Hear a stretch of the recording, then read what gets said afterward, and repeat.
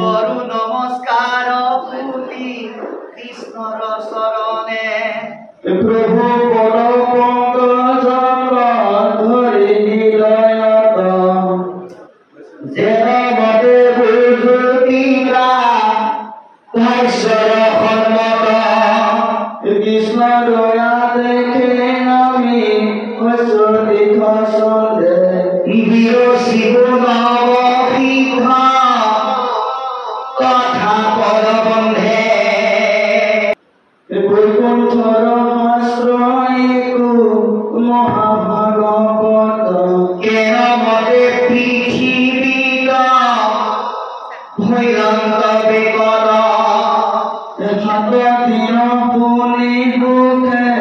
তুলিলানি পতি ঘূৰ কৰি যুগে আত কৰে নাহি গতি ফুকনি গতি শুনি উগম পৰিকৃত বহুদেৱ নাৰদ সংবাদ বিপৰীত নৱসিদ্ধে যেন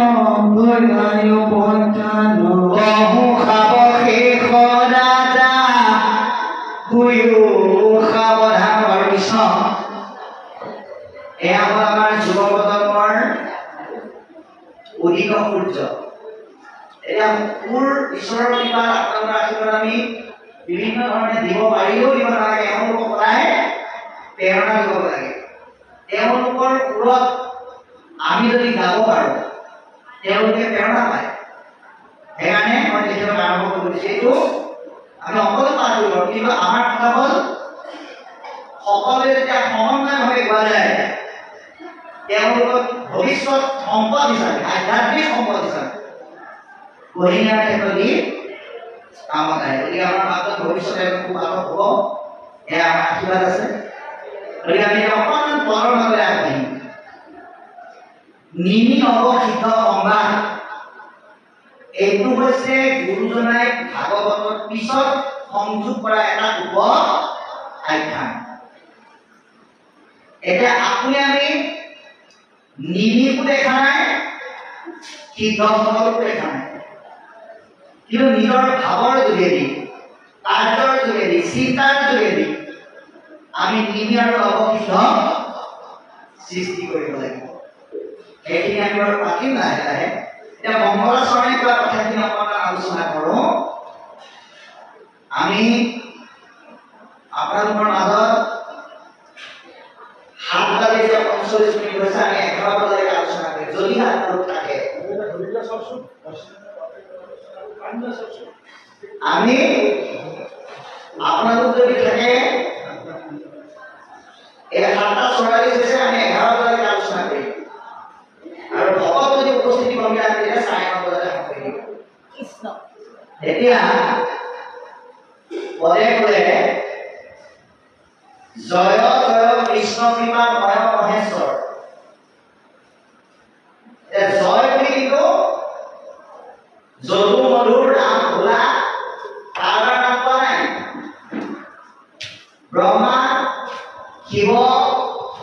ভদ্ৰা কালী লক্ষী দুৰ্গাৰ জয় ঘোষণা কৰা নাই কৃষ্ণৰ জয় ঘোষণা কৰিছে কেলে কাৰণ কৃষ্ণ হ'ল এটা অজেয় শক্তি যাৰ কেতিয়াও পৰাজয় নাই যি নিজে জয় পৰাজয় সৃষ্টি কৰে তেওঁৰ জয় জয়কাৰ ঘোষণা কৰিছে মহাপুৰুষ কৃপালু বুলি কয় যিজন নিজে ঈশ্বৰ তথাপিও তেওঁ গুৰুৰূপে ঈশ্বৰৰ গুণগান গাইছে এতিয়া আমি শংকৰদেৱ গুৰুজনা নিজে ঈশ্বৰ প্ৰমাণ ক'ত পালো ত্ৰিভুৱন বন্দন দৈৱকী নন্দন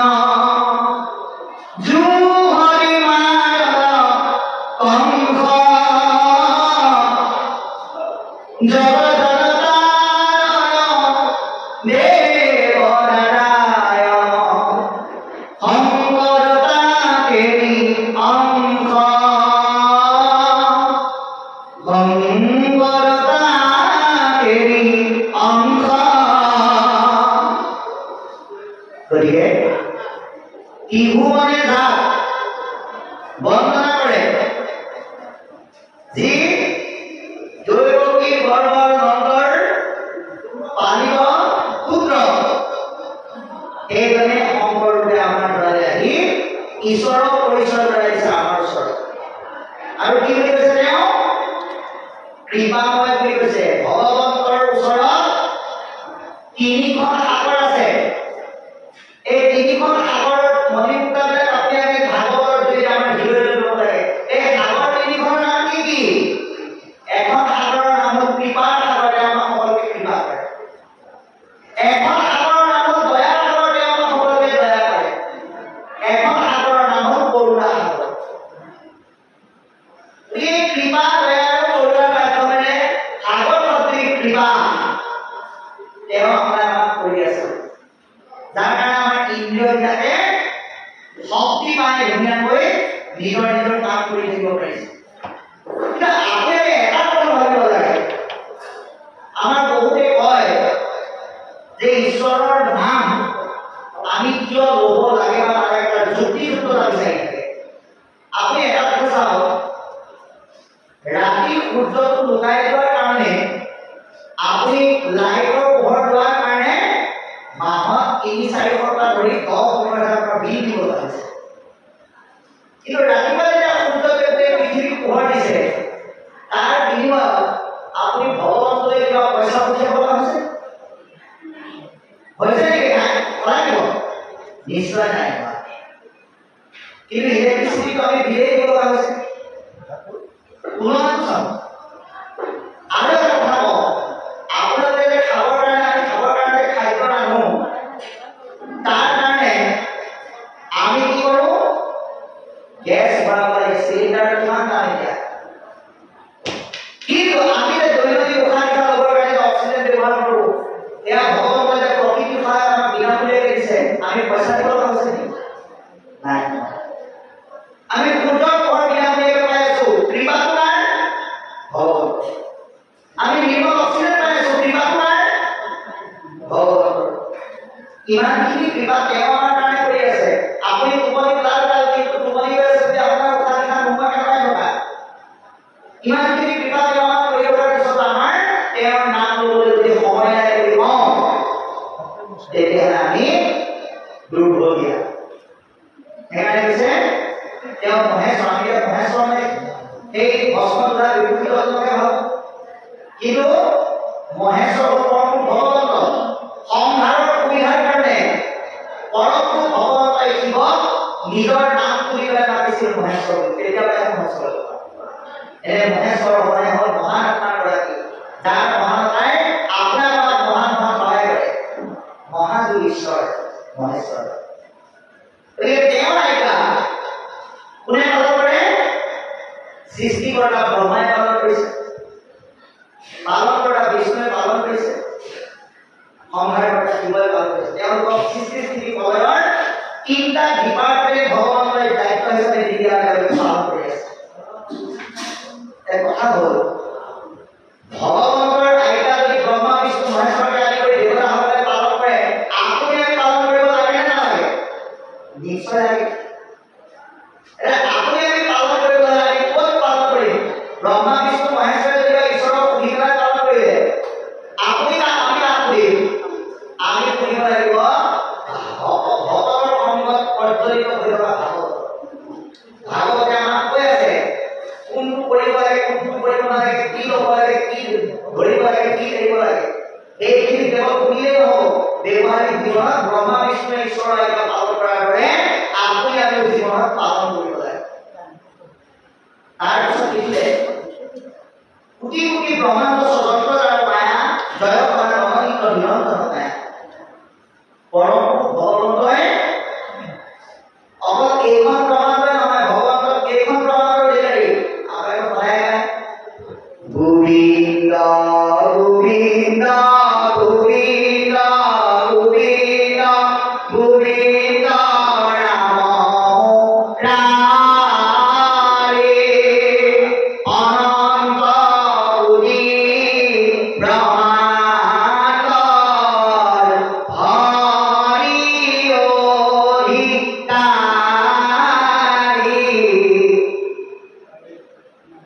অকল এইখন ব্ৰহ্মাণ্ডই নহয়, অনন্ত কোটি ব্ৰহ্মাণ্ডৰ বোলে প্ৰভুহে অধিকাৰী। অনন্ত কোটি ব্ৰহ্মাণ্ড তেওঁ মায়াৰ প্ৰভাৱত সৃষ্টি কৰিছে পালন কৰিছে সংসাৰটো কিন্তু অতি আচৰিত কথা সেই মায়াই তেওঁক কিন্তু বান্ধিব নোৱাৰে সেইকাৰণে নিৰঞ্জন বুলি কৈছে তেওঁ ইমানেই নিৰ্মল এই মুহূৰ্তত আপোনালোকক সোধালে আটাইতকৈ নিৰ্মল পানী কি তেতিয়া উত্তৰটো আপোনাৰ আপুনি ওলাই আছে আটাইতকৈ নিৰ্মল পানী হৈছে চকুৰ পানী চকুৰ পানীতে নিৰ্মল পানী নাই এই চকুৰ নিৰ্মল পানীৰ লগত ভগৱানৰ নিৰ্মলতাৰ তুলনা কৰা হৈছে গতিকে তেওঁ ইমানেই নিৰ্মল তেওঁ মায়াৰো ৰঞ্জিত কৰি ৰাখিব নোৱাৰে গতিকে এই কথাটো আমাক জনাইছে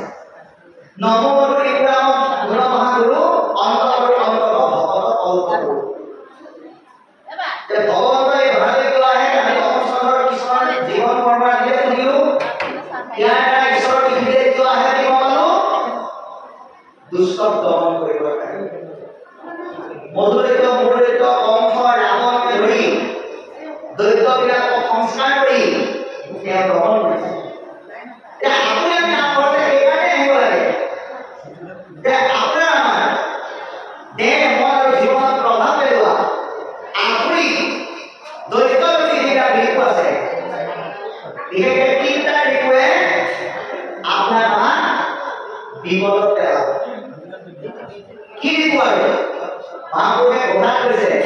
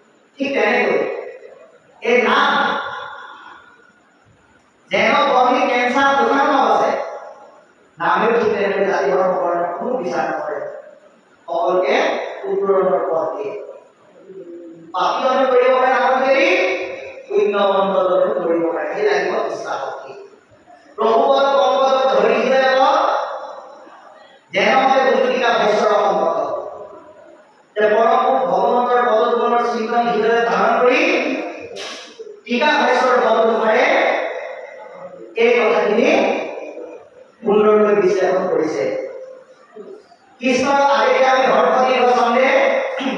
বিৰোধী নৱহিত কথাক বদলে তাৰ মহাপুৰুষে কৈছে এয়া আমাৰ নিজা কথা নহয় ভগৱানৰ আজ্ঞাত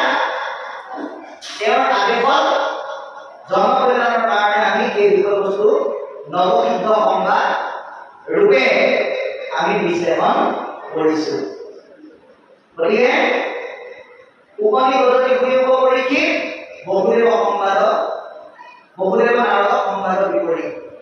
গতিকে মহামুনি বহুদেৱ পৰীক্ষিত কৈছে হে ৰাজন কেনেকৈ এই নৱসিদ্ধ সংবাদৰ বিষয়বস্তুটো ভগৱানৰ পিতৃ বহুদেৱ আৰু পৰম বৈষ্ণৱ নাৰদে আলাপ কৰিলে এই ব্যক্তিকৰ বিষয়বস্তু কওঁ শুনা গতিকে বৈকুণ্ঠৰ শাস্ত্ৰীয় মহাভাগৱত পাইলা পৰীক্ষিতে ক'ব মুনিৰ মুখত ইয়াৰ বৈকুণ্ঠৰ শাস্ত্ৰ মহামুনি বহুদেৱৰ যোগেদি পৰীক্ষিত পালে কিমান দিনত পালে বোলে 7 দিনত পৰীক্ষিত কৰি আনিব এটা পৰীক্ষিতকে আপুনি ভাগ্যৱান কাৰণ পৰীক্ষিতৰ 7টা দিন আছে নিৰ্দিষ্ট সীমাবদ্ধ কিন্তু আপোনাৰ আমাৰ 7টা দিন সীমাবদ্ধ নহয় আমি 100 বছৰত কিমান 7টা দিন পাৰ কৰিছো তাৰ নিশ্চয় জানে এই 7টা দিন আমি যাতে হৰি কথা চৰ্চা নকৰাকৈ আমাৰ পাৰ নহয় তাৰ কাৰণে আমি প্ৰত্যেকে চেষ্টা কৰিব লাগিব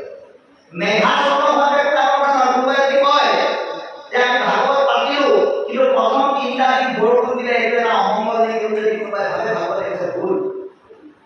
বতৰ লগে যদি অমংগল হ'লে কৃষ্ণ জন্ম হওঁতে কিমান বৰষুণ দিছিল ভাবচোন এতিয়া কৃষ্ণ অমংগলীয়া সময়ত জন্ম হৈছে নেকি আপোনাৰ কাৰণে বতৰ সেইদিনাই ডাৱৰীয়া কোনদিনা যোনদিনা আপুনি ভগৱানৰ সংগ কৰা নাই যিদিনা আপুনি কৃষ্ণ নাম চৰ্চা কৰা নাই অলিগত কৃষ্ণ নামৰ দ্বাৰা গতি সাধন কৰিবলৈ হ'লে কোনোবাই নাম গালে আপোনাৰ গতি সাধন নহয় আমাৰ বহুতে কয় বোলে নামঘৰলৈ গৈছে নে নাই বাপেকে বোলে আমাৰ মা দেউতা ককা দেউতাই গৈ সেৱা এটা কৰিলে আমাৰ হৈ যায় বুলি কোৱা মানুহ আছে ভাগৱতে কৈছে নহ'ব কোনোবাই কাৰোবাৰ হৈ গতি সাধন কৰি সেৱা কৰি গতি দিব নোৱাৰে তাৰ কোনো বাস্তৱ প্ৰমাণ দিয়ে লগে লগে পাছলৈ যাম কোনোবাই যে কাৰোবাৰ গতি সাধন কৰিব তাৰ এটা প্ৰমাণ চাব আমাৰ কাষতে এখন জিলা আছে লখিমপুৰ জিলা এটা কাহিনী কোৱা আমি কথাটো বুজি পালে ভাল হ'ব এই লখিমপুৰ জিলাৰ মাধৱদেৱৰ জন্মস্থান নাৰায়ণপুৰত 7 দিনীয়াকৈ এনেকৈ ভাগৱত পাতে এদিন ল'ৰা আৰু বোৱাৰীয়ে চাকৰি কৰাৰ কাৰণে মাকে ক'লে যে আমাৰ হৈ তুমি ধূপ ধূনা চাকি লৈ যাবা গৈ পেলাই সেৱা এটা কৰি যাতে আমাৰ ভাল হয় মাকে ক'লে হ'ব দে মই নগ'লে মই তহঁতৰ সেৱা কৰি দিম তাতে ভগৱানে তহঁতৰ গতি সাধন কৰে সেইবাবে ধূপ চাকি অৰিহণা লৈ ভাগৱত সেৱা কৰিলে ঘৰত লৈ গৈছিল চবৰে গতিৰ কাৰণে প্ৰাৰ্থনা কৰিম তাত গৈ পেলাই কি গালেগে নাজানো আবাহন নাজানো বিসৰ্জন পূজা মন্ত্ৰ নাজানো কিঞ্চিত এতেকে পৰমেশ্বৰ দাস হৈও চৰণৰ মোৰ ল'ৰাৰ গতি সাধিবে উচিত গালে নেকি এনেকে গালে এতেকে পৰমেশ্বৰ দাস হৈও চৰণৰ মোৰ বোৱাৰীৰ গতি সাধিবে উচিত নাই কোৱা কি বুলি ক'লে মোৰ গতি সাধিবে উচিত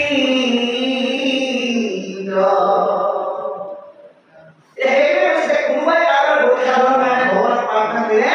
গতি নাপায় আপুনি নিজে যাব লাগিব নদীৰ পানীখিনি ইমান ঠাণ্ডা চাবলৈ হ'লে আনে নামি পেলাই আপোনাৰ নহ'ব আপুনি নিজে নামিব লাগিব তাৰপিছত চাব আইৰে জগন্নাথ আপুনি পাৰ হওঁতে ল'ৰা বোৱাৰীয়ে কৈ গৈছে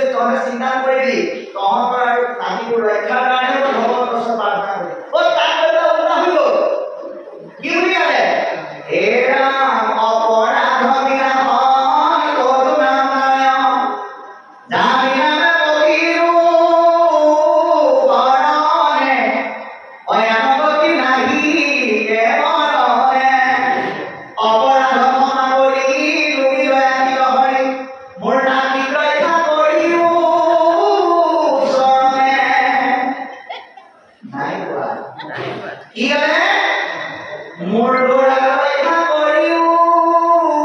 ওচৰতে নাই পোৱা কি কৰে মোক ৰক্ষা কৰিও চৰণে স্পষ্ট প্ৰমাণ যে ভগৱতীৰ দ্বাৰা আপুনি আপোনাক ৰক্ষা কৰিব লাগিব কোনোবাই সেইটোৱে ক'লে যে শান্তি পৰিশীলনাৰে ভাগৱতী যেতিয়া যেনেকৈ গতি পালে বলিবৰ লোকসকলেও নিজৰ গতি সাধন কৰিবলৈ হ'লে ভগৱানৰ অসমলৈ আহি ৰাম নামৰ চাবোনটোৰ দ্বাৰা অন্তৰখন ধুব লাগিব তেতিয়াহে গতি পাব গতিকে নিম্ন অফিচাৰ ভৈৰৱ এখন অহংকাৰকে কৰা এটা বিভাগতা গতিকে নিম্ন ধৰ্ম কিহৰ ভাগত হোৱা বিষয়বস্তু যি আখ্যান এইখিনি মোক অতি সাৱধানে শুনিব লাগিব সাৱধান মানে কি ভাগৱতত কেইটামান শব্দকোষ ব্যৱহাৰ কৰিছে একচিকে একমনে আৰু সাৱধানে মনটো ইয়াত এক হ'ব লাগিব চিত্তটো এক হ'ব লাগিব আৰু সাৱধান হ'ব লাগিব যাতে এই শব্দৰ ৰসটো কাণৰ পৰা যাতে বাহিৰত নপৰে এই ক্ষেত্ৰত আমি গুৰুত্ব দিব লাগিব গাখীৰে পৰা আহিলে কিছুমান বুজাই দিছে ধৰি লোৱা চামিলে গিলাচৰ পৰা গাখীৰটো তাতে পৰি নাহে ঘচালি নানিবি কিয় কাৰণ এপোৱা গাখীৰ 12 টকাকে কিনিছো পইচা এনেও অহা নাই এই ভাগৱতৰ পৰা কি ওলাইছে ৰাম নামৰ গাখীৰ ওলাইছে গতিকে মনটো ক'লে হে মন তই ঘচালি নাথাকিবি তাতে ভাগৱতৰ গাখীৰ আহি ৰাম নামৰ পাত্ৰটো পৰোতে মাটিত পৰিব লাগিব এই সাৱধানতা আমাক শুনিবলৈ আহ্বান জনাইছে আৰু ইয়াৰ পিছত কি ক'ব আমি অকণমান পাছলৈ যাবলৈ আহ্বান কৰিম কৃষ্ণ ইবারে বারে নারদ প্রথান্ত মাধবে নিরন্তদারকারী কৃষ্ণ রঘুরবে জীব মুকুত দেহ জানিবা খ্যাত তথাপি উৎসুকয়াতি কৃষ্ণ রক্ষিবাত মুকুতি সুখ দুরি ভগতি খিবর নভজে কৃষ্ণ বলুয়া কিনু বর্ণচর ভাগ্য কর্ণ মন মুখ আশ্রয় মানে যার কৃষ্ণ ভগতি স্তরে অধিকার কৃষ্ণ পদ পঙ্কজ ভজে ব্রহ্মা হরে নরতনু পায়াতে যে কমল পামরে স্থানে মনুষ্য নিদ্রুরণে রায়হাত তথাপি নভজি মরে করি আত্মঘাত কৃষ্ণ সেৱাতে মাত্ৰ কুশয় মৃত্যু ভয় জানিয়া কৃষ্ণ ভজা কৰিয়া নিশ্চয় কৃষ্ণ এইটোৱে কি ক'লে আমি আলোচনা কৰিম ক'লে যে বাৰে বাৰে নাৰদক প্ৰথান্ত মাধৱে নিৰন্ত দ্বাৰকাৰী কৃষ্ণৰ গৌৰৱে এতিয়া আমি নাৰদ আৰু আমাৰ মাজত কিবা পাৰ্থক্য আছে নেকি সেইটো বিচাৰিব লাগিব নাৰদক প্ৰভু ভগৱন্তই কৈছে যে তুমি মোৰ ওচৰৰ পৰা অকণমান আঁতৰি গৈ বহুদেৱকে প্ৰমুখ কৰি সকলোৰে খবৰ এটা লৈ আহা কিন্তু নাৰদ প্ৰভু ভগৱন্তৰ চৰণ এৰি পেলাই যাব বিচৰা নাই এতিয়া নাৰদ আৰু আমাৰ মাজত পাৰ্থক্যটো কি নাৰদক ভগৱন্তই যাবলৈ দিয়া সত্ত্বেও যাব বিচৰা নাই কিন্তু আমাক ভাগৱতে বাৰে বাৰে নামঘৰলৈ মাতি থকাৰ পিছতো আমি আহিবলৈ মন কৰা নাই এই পাৰ্থক্যটো আমি নাইকিয়া কৰিব লাগিব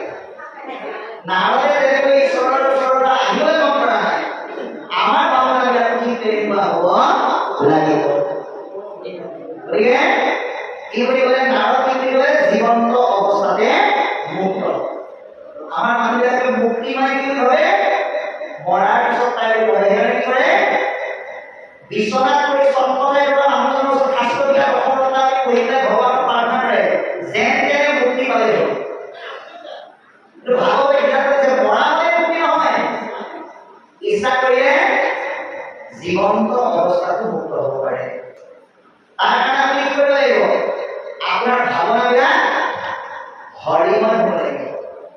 আশ্ৰয় কিমান দিছে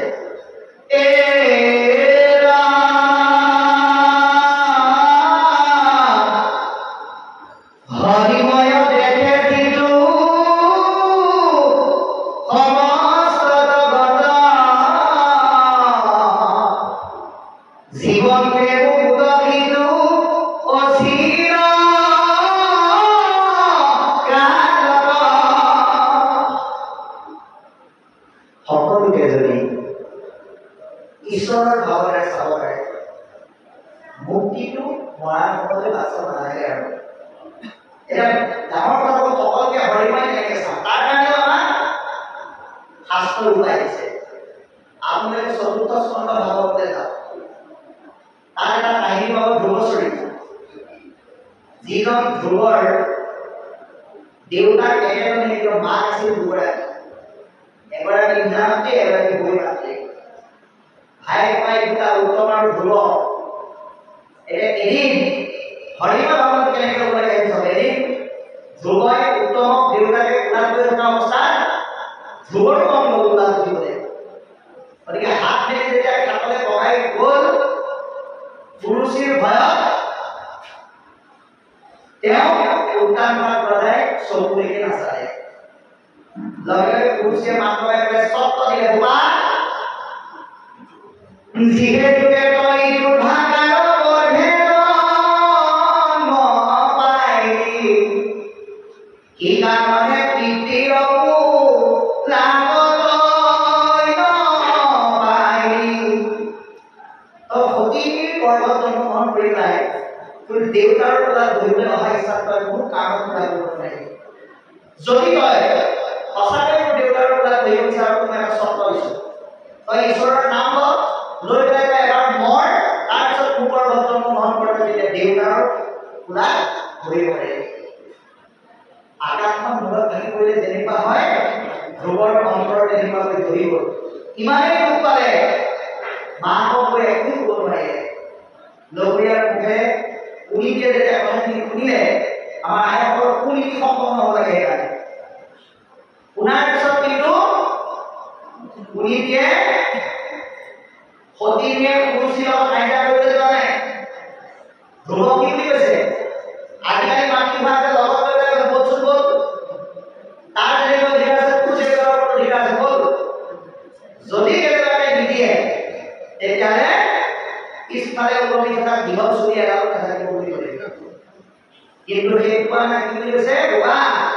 তুমি তোমাৰ এই কথাৰ কাৰণে তোমাৰ মাহীক তুমি মোক নিদিবা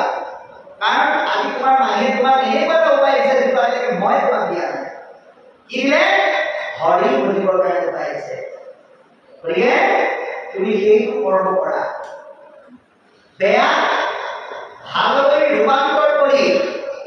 উন্নীত কৰি সৎপুত্ৰ গঠন কৰিবৰ কাৰণে মহতামে চিন্তা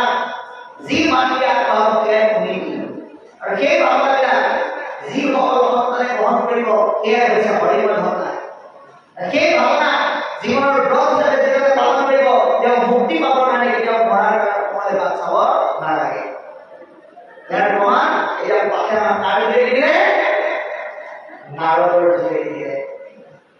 গতিকে আমি হৰিময় ভাৱনাটো প্ৰত্যেক কৰিব লাগিব সেইকাৰণে কৈছে মুকুতি সুখ কৰি ভগৱতী ঘৰ নভৰে কৃষ্ণ ৰূপ কিনো পৰ্বতৰ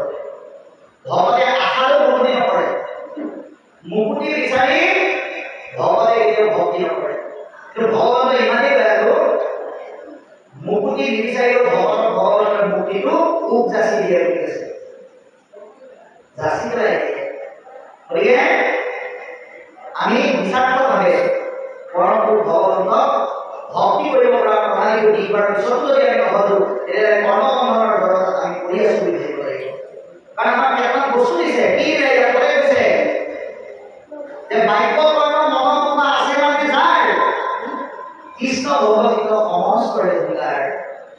ভগৱতে আমাক প্ৰথম বস্তু দিছে বাক্য সেইকাৰণে আমি যোৱাকালিও কৈছো আপোনালোকক বাক্য সদাচাৰ কি লাগিব বিশেষকৈ এখন ভাল ঘৰ নিৰ্মাণ কৰিব হ'লে আইসকলৰ বাক্যটো শুদ্ধ হ'ব লাগিব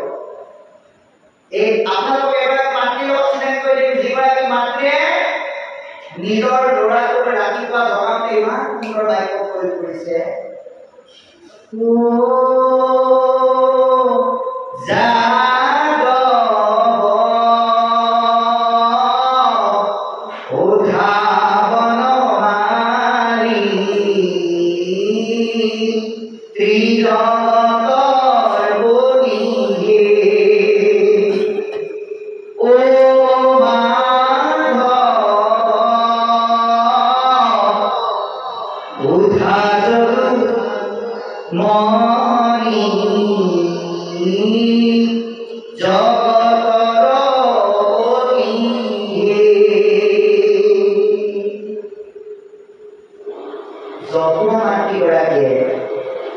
কৃষ্ণ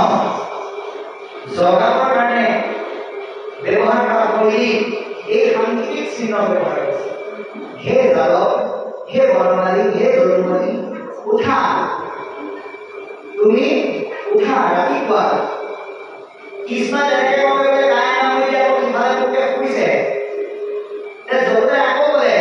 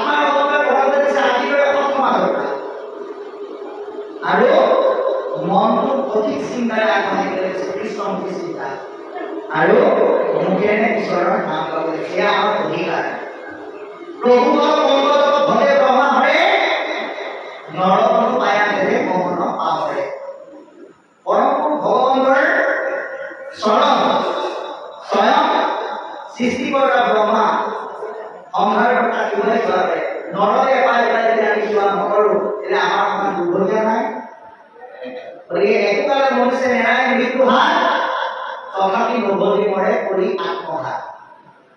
এতিয়া আমি কৃষ্ণৰ সেৱা আৰু সৎসংগ আৰু গুৰুৰ আশ্ৰয় নললে আমি কেতিয়াও মৃত্যুৰ পৰা হাত সাৰিব নোৱাৰো আৰু ইয়াতে যদি আমি নকৰোঁ তেতিয়াহ'লে কৃষ্ণৰ সেৱা সৎসংগ আৰু গুৰুৰ যদি আমি আশ্ৰয় গ্ৰহণ নকৰোঁ তেতিয়াহ'লে এইজন ব্যক্তিৰ আপোনঘাতী মানুহৰ মাজত পাৰ্থক্য নাই ঔষধ খাই মৃত্যু হোৱা আৰু ৰছী লগাই মৃত্যু হোৱা ব্যক্তিয়ে কেৱল আপোনঘাতী নহয় সৎসংগ গুৰুৰ আশ্ৰয় কৃষ্ণৰ সেৱা নকৰা ব্যক্তিসকলকো আপোনঘাতী শ্ৰেণীতে বিভক্ত কৰিছে সেইকাৰণে মহাপুৰুষ মাধৱদেৱে তেওঁৰ ৰমায়ণ সৃষ্টি নাম ঘোষাৰ যোগেদি সকলোকে কৈছে হেৰা শত্ৰু বিচাৰি তুমি দূৰলৈ নাযাবা বন্ধু বিচাৰি তুমি দূৰলৈ নাযাবা শত্ৰু বন্ধু তোমাৰ লগতে আছে কেনেকৈ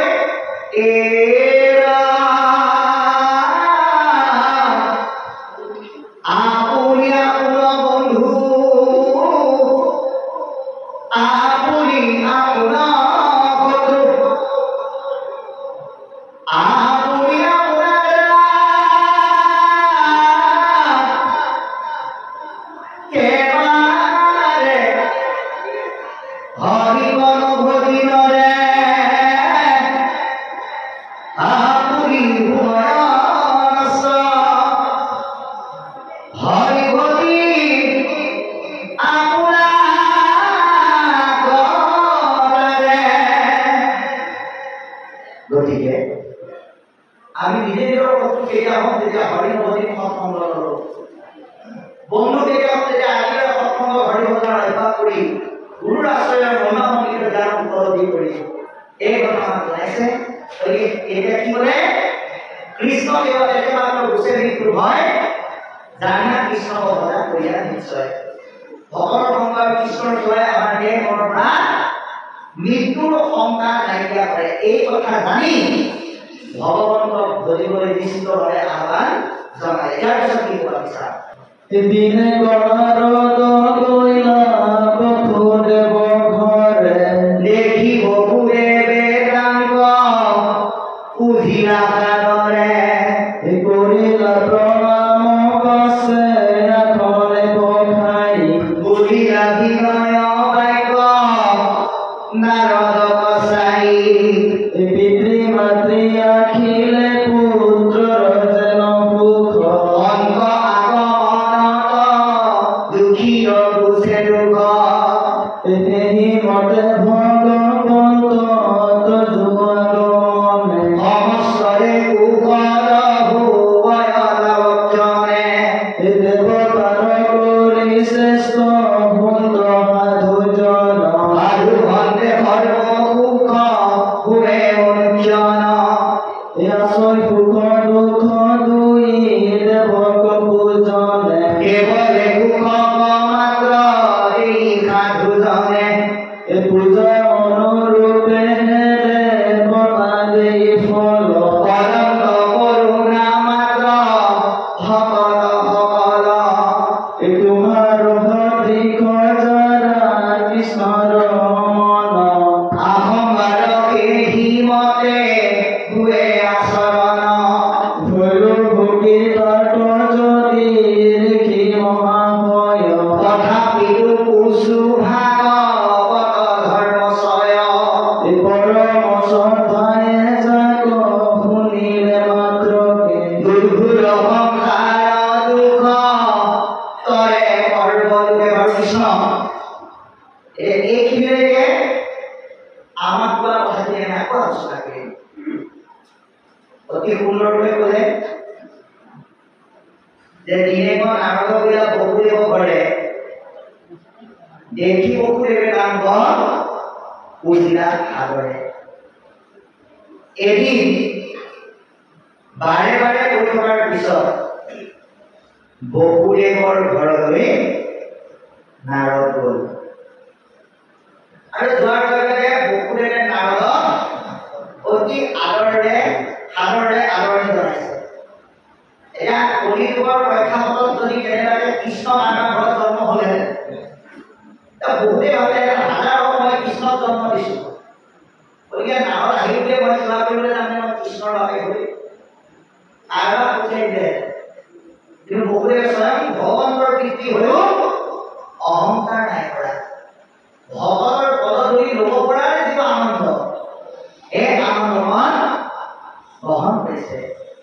কি কৰিলে অতি আদৰেৰে নিজে কৰি পাইকৰ অৰ্ধশ্ৰৱণী কৰি নাৰদক আদৰণি জনাইছে পৰিয়াল বনাব আছে আপুনি কথাই যেনেকৈ আজি আদৰণি কমিটিৰ বাবাই কষ্টই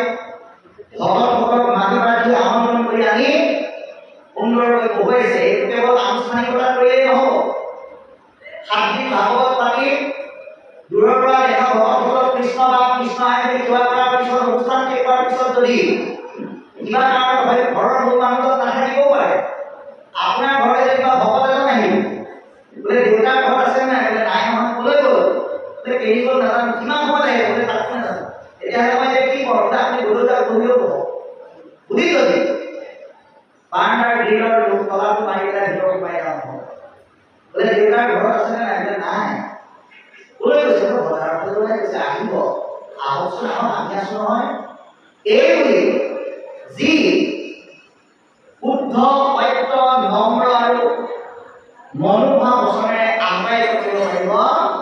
সেইখন ঘৰতহে ভগৱতীৰ দ্বাৰা কৃষ্ণ নামৰ ফুল অধিক হৈ উঠি যায় গতিকে এই আচৰণটো আজি আমাক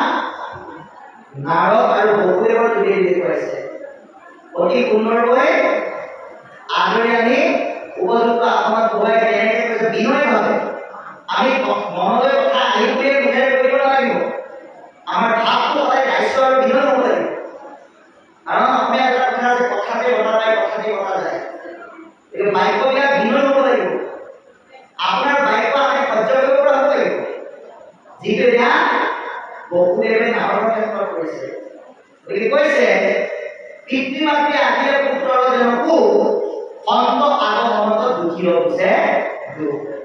এতিয়া আপোনাৰ ল'ৰাটোক যদি আপুনি পঢ়িবৰ কাৰণে হোষ্টেলত থৈছে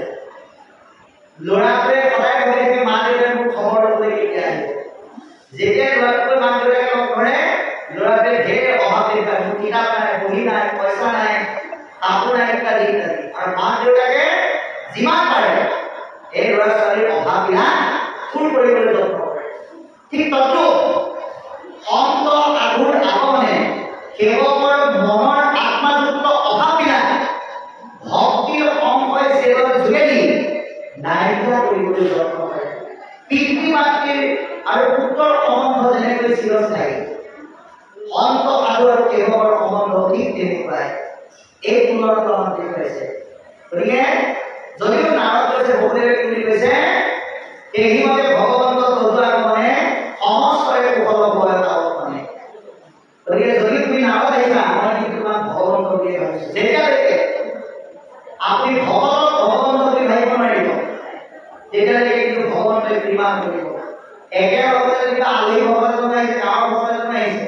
গাঁৱৰ ভগৱন্তজন যদি কয় বাহিৰতে বল আশ্ৰয় সেৱা দিব খাবি আপোনাৰ যদি বিনয়লৈ ৰসগোল্লা লালমোহনৰ গাখীৰ চাহ খুৱাই সেইদিনাখন কৃষ্ণ বুলি সেৱা কৰা পুণ্যকণ গ'ল গ'লেই আজন্মৰ চিহ্ন শেষ হ'ব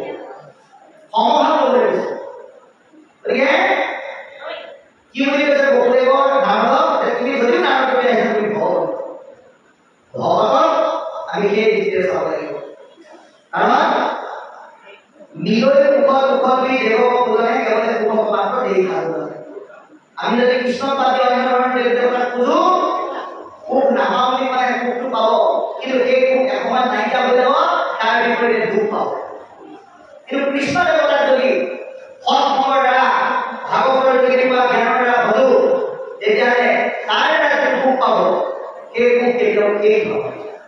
সেই সুখ স্থায়ী সুখ বুলি কৈছে গতিকে দেৱতাৰ পৰিশ্ৰেষ্ঠ সুন্দৰ সাধুজন সাধুতে সৰ্বসুখ হৈ অনুষ্ঠিত দেৱতাই নিশ্চয় এটা সুখ থাকিব পাৰে আপুনি যদি লক্ষী কৰিব পাৰিলে মোৰ বিদ্যা ভাল কৰি দিয়ে আপুনি লক্ষ্য কৰি দিব নোৱাৰে আৰু সেইটো ডিপাৰ্টমেণ্ট ভগৱন্তৰ সৰস্বতী দি থৈছে সৰস্বতী যদি কয় ধন উপাধি আপুনি দিব নোৱাৰে তেওঁ শিক্ষা বিভাগটো দি থৈছে গতিকে কৃষ্ণক যদি আপুনি আটাইকেইটা ধৰ্ম তেওঁ আটাইকেইটা কামেই কৰিব কিন্তু তাকে যদি চহী কোনে দিব লাগিব ভগৱতে দিব লাগিব ভগৱতৰ চহী মতে ভগৱন্তই এইখন দৰখাস্ত কেতিয়াও গ্ৰহণ নকৰে সেইকাৰণে কৈছে যে দেৱতাতকৈ সাধুসকল শ্ৰেষ্ঠ কাৰণ সাধুৰ যোগেদি সেৱকসকলে কৃষ্ণৰ পোনপটীয়া কৃপা লাভ কৰিব পাৰে গতিকে পূজা অনুদেশে দেৱতাৰ এই ফল অনন্ত কৰুণা মাত্ৰ ভগৱত